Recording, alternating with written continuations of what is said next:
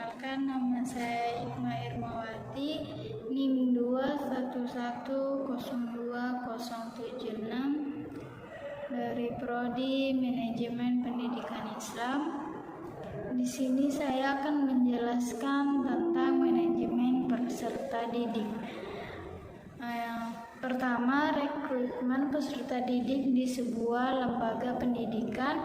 Sekolah pada hakikatnya adalah proses pencarian, menentukan dan menarik pelamar yang mampu untuk menjadikan peserta didik di lembaga pendidikan sekolah yang bersangkutan. Rekrutmen peserta didik dalam tinjauan manajemen penyelenggaraan pendidikan formal persekolahan merupakan kegiatan rutin yang dilakukan untuk sekolah untuk menghimpun, menyeleksi, dan menempatkan calon peserta didik menjadi peserta didik pada jenjang dan jalur pendidikan tertentu. Rutinitas ini tidak mengurangi potensi masalah yang menyertai dalam proses rekrutmen.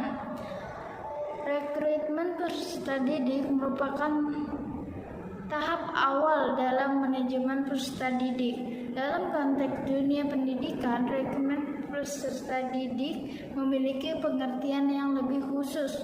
Tujuan khusus rekrutmen peserta didik adalah yang pertama, satu, mendapatkan siswa yang memiliki karakteristik sebagaimana ditetapkan dalam syarat-syarat penerimaan siswa baru. 2. Memberikan keadilan kepada masyarakat dan calon peserta didik untuk mendapatkan pendidikan yang lebih tepat. 3. Meningkatkan mutu layanan pendidikan bagi anak dan orang tua.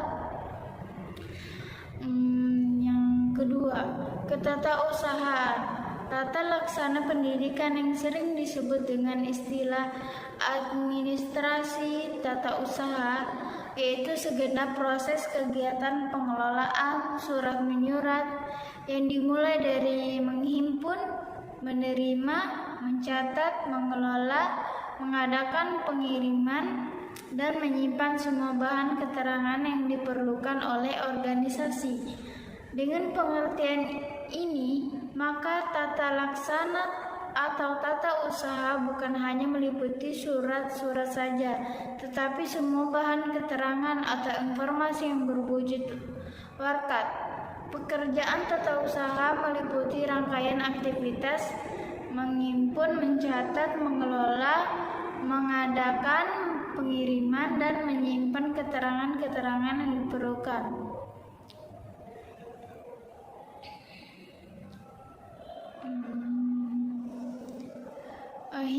Satu, himpunan yaitu kegiatan mencari dan mengusahakan tersedianya segalanya.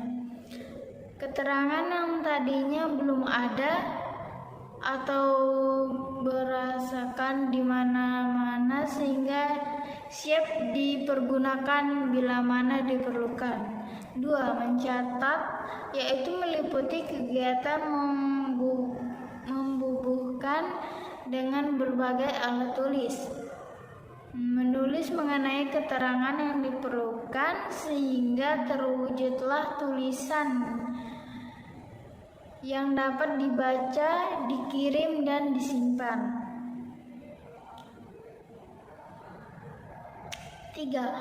Pengelolaan yaitu kegiatan mengerjakan keterangan-keterangan dengan maksud menyajikan dalam bentuk yang lebih berguna atau lebih jelasnya untuk dipakai. 4. Pengiriman yaitu kegiatan penyampaian dengan berbagai cara atau alat dari pihak pertama ke pihak lain. 5. Mengadakan yaitu kegiatan memperbanyak dengan berbagai cara dan alat sebanyak jumlah yang diperlukan. 6. Penyampaian yaitu kegiatan menaruh dengan berbagai cara dan alat di tempat tertentu yang aman. Yang ketiga, ketiga, pencatatan prestasi. Pencatatan yaitu pengumpulan data yang dikumpulkan secara teratur tentang peredaran atau penerimaan bruto dan penghasilan bruto sebagai dasar untuk menghitung jumlah pajak yang terutang, termasuk penghasilan yang bukan objek pajak dan atau dikenai pajak yang bersifat final. Prestasi berasal dari bahasa Belanda, yaitu artinya hasil dari usaha. Prestasi yang diperoleh dari hasil usaha yang telah dikerjakan. Dari pengertian prestasi tersebut, maka pengertian prestasi diri adalah hasil atau usaha yang dilakukan seseorang. D. Pencatatan, bimbingan, dan penyeluruhan. Saat ini hampir semua sekolah memiliki tenaga di bidang bimbingan dan konseling karena telah disadari perannya dalam menunjang keberhasilan siswa. Tujuan dari bimbingan yang pertama, untuk mengetahui dan mengenal kondisi dari dalam. Kedua, mengetahui kondisi diri sendiri, maka kesulitan-kesulitan yang dihadapi dapat diselesaikan secara tepat dan sesuai. 3. Mempunyai pengenalan yang lebih baik tentang situasi lingkungan.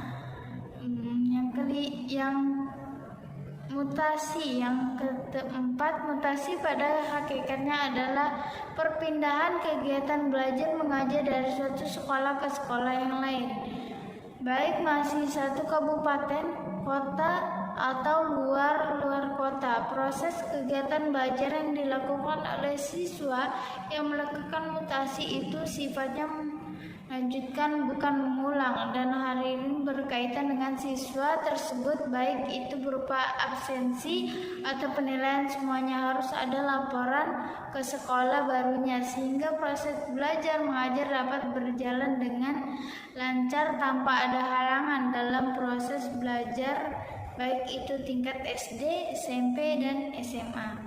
Mungkin itu saja dari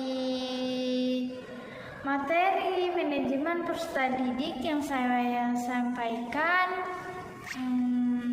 Kurang lebihnya saya mohon maaf. Assalamualaikum